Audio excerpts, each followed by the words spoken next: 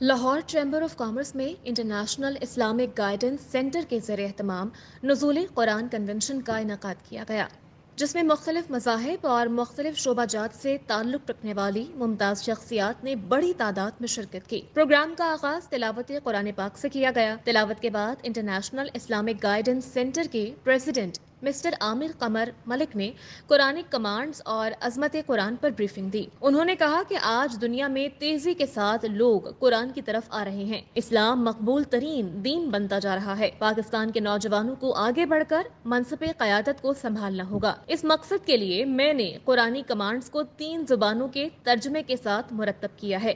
اس کے بعد محقق دینی اسکالر مفتی محمد عمر نے تفصیلی بریفنگ دی اور حاضرین محفل کے سوالوں کے جوابات دیے۔ مفتی محمد عمر کا کہنا تھا کہ سماج کی دشمن 3 چیزیں ہیں: جہالت، غربت اور اختلاف۔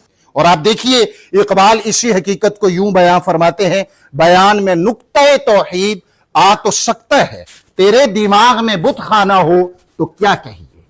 تو یہ ہے۔ اور تیسرا معنی اس کا مہجور کا جو علماء نے لکھا ہے کہ آپ صلی اللہ علیہ وسلم فرمائیں گے کہ اس قرآن حکیم کو جنتر منتر کی کتاب بنا دیا تھا، عملیات کی کتاب بنا دیا تھا۔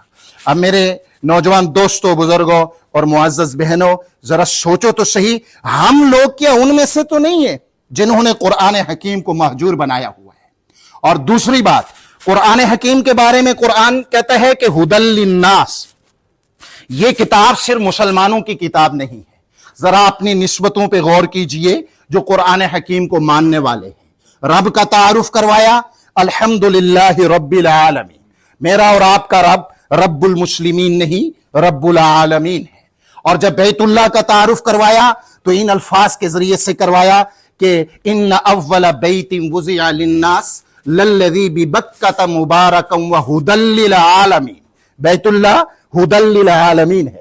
رسول اللہ کا تعارف کروایا تو ان حسین و جمیل الفاظ سے کروایا، وما ارسلناک الا رحمتا للعالمین، آپ رحمت للمسلمین نہیں، رحمت للعالمین ہے۔ العالمین کا ایک معنی جملہ انسانی اقوام ہوتا ہے۔ اور جب کتاب اللہ کا تعارف کروایا تو ان الفاظ کے ذریعے سے کروایا، ان ہوا الا ذکر للعالمین، کہ یہ قرآن تمام انسانیت کے لیے یہ ذکر ہے، یہ نصیحت ہے۔ ہمیں قرآنی فکر اور فلسفے کو سمجھ کر ان چیزوں کے خلاف جہاد کرنا ہوگا۔ سوال و جواب کے سیشن میں مفتی محمد عمر نے قرآنی آیات کی روشنی میں واضح کیا کہ قرآن صرف مسلمانوں کی کتاب نہیں بلکہ کل انسانیت کی نشو و نما کے لیے یہ کتاب نازل ہوئی ہے۔ پاکستان کے سیاسی، معاشی اور سماجی بحران کی واحد اور بڑی وجہ یہ ہے کہ 7 عشروں سے اس ملک کی اشرافیہ، مذہبی پیشوائیت اور سرمایہ دار طبقہ قرآنی نظام کے قیام میں سب سے بڑی رکاوٹ ہے۔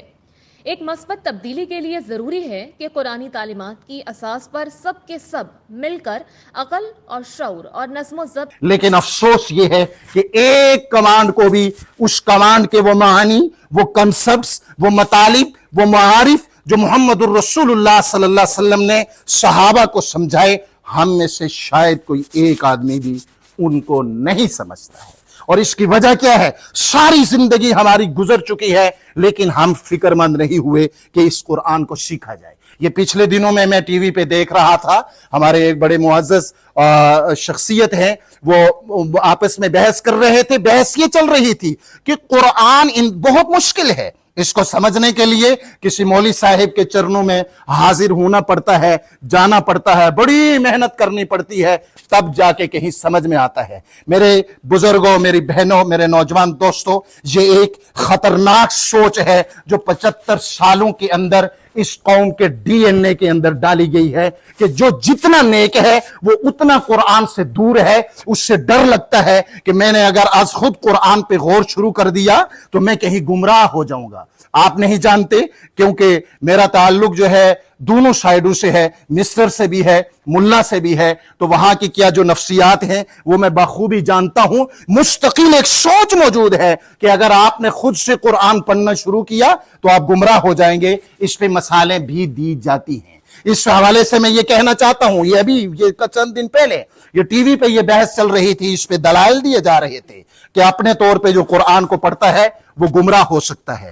اس پہ سوچئے کہ کتنی خطرناک بات ہے۔ قرآن یہ کہتا ہے وَلَقَدْ يَسَّرْنَا الْقُرْآنَ لِلذِّكْرِ فَهَلْ مِن مُدَّكِرٍ، لام تاکید کے لیے، قد تاکید کے لیے، یعنی پکی بات ہے۔ اللہ کی بات ویسے بھی پکی ہوتی ہے، لیکن دو تاکیدیں لائی ہمارے لیے کہ ہم نے قرآن کو آسان بنا دیا ہے، لِلذِّكْرِ فار میمورائزیشن، لِلذِّكْرِ فار انڈرسٹینڈنگ، یعنی تحفیظ کے لیے بھی آسان، زبانی یاد کرنے کے لیے۔ اس حوالے سے ہمارے پاس سینکڑوں نہیں، ہزاروں نہیں، لاکھوں مثالیں موجود ہیں کہ ایک ایسا بچہ جس کو ہم ریجیکٹ کر دیتے ہیں، مدرسے میں بھیجتے ہیں، ایک ایسا ماحول جو اتنا اچھا بھی نہیں ہوتا، 2-2.5 سال کے بعد پورا قرآن اس کے دماغ میں محفوظ ہو جاتا ہے۔